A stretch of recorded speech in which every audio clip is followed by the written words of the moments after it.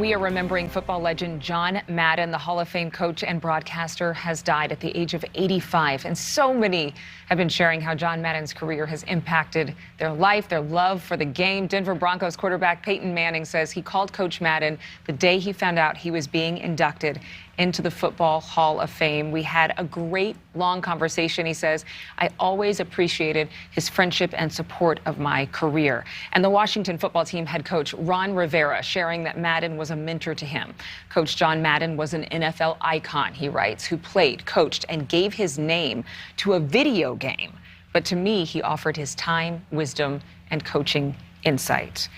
Joining us right now is Pro Football Hall of Famer and sports broadcaster Dan Dierdorf. Thank you so much for being with us this morning. And obviously, people are remembering him for so many reasons, but you actually worked with him directly. What will you remember?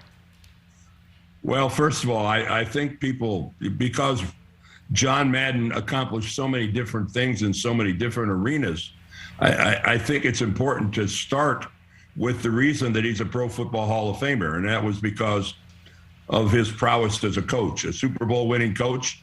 And who knows what John could have accomplished coaching-wise if it wasn't for the fact that he basically had to retire from coaching because he could no longer fly. John was claustrophobic, and that's why he rode around on a train. That's why he rode around in the Madden Cruiser. And I always wonder about his coaching accomplishments and what he could have, how long he could have kept going if it wasn't for the fact that he was basically forced to retire. Yeah, it's amazing because I didn't know that about him in researching, of course, in preparation for today's news. I saw the Madden Cruiser and I thought, wow, one of the most, gigantic, larger than life men in the sporting world was afraid to fly. But he had this fearlessness about him, this energy, this passion. He talked about playing mean football, and yet he was like a big teddy bear. Is that an accurate depiction of him? Well, absolutely. And he was so quick to laugh. And let's face it, John's success was that he's the guy that you would have loved to have had on the bar stool next to you if there was a game on television. And you could have just carried on a conversation because you would have laughed, you would have learned something.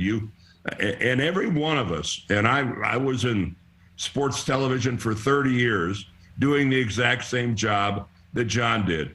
And I can just tell you that I, along with everyone else in my profession, owe John a debt of gratitude that we'll never be able to repay because he made our position, our job, glamorous. He made it important. He made being a football analyst a much desired and much sought after position because of the popularity that he produced. And I've thanked him in person before. Oh.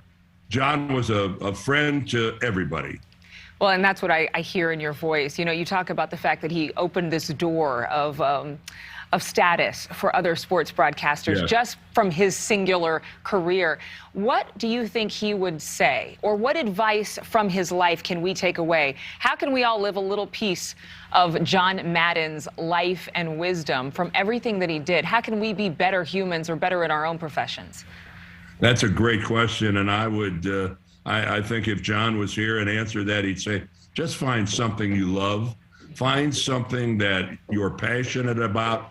And it's the old saying, you've heard it before, if you find that, you'll never work a day in your entire life. And I don't think that John ever thought that he worked a day in his life because he got to be around football every single day of his life.